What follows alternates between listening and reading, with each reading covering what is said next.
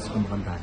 markuu timaado ka dareemi lahaa marka waxa weeyaan intii qadrooda qaaliga ah neefku jecelahay maanta garabkayga fadhido waxa weeyaan muddo badan baan sugayey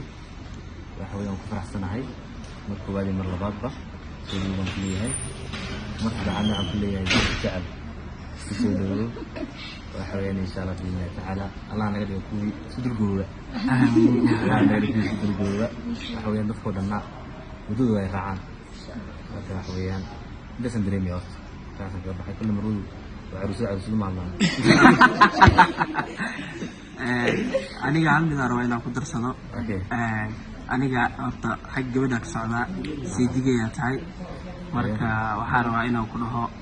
labadiina baa idin dhahaa sababtoo ah labadiina waa kala wanaagsantihiin ilaah iskutiin talagalay maasha allah horta meeriyi midaan rabaa inaan dhaho meeriyi waxaa heshay dadku jecel wallahi serious dad waxaa heshay zaa'id ku jecel yar iyo weyn saqiir iyo kabiir wallahi billaah adigna hay kalow midaan rabaa inaan ku dhaho oo dardaaran ahaanna daaratid u qaado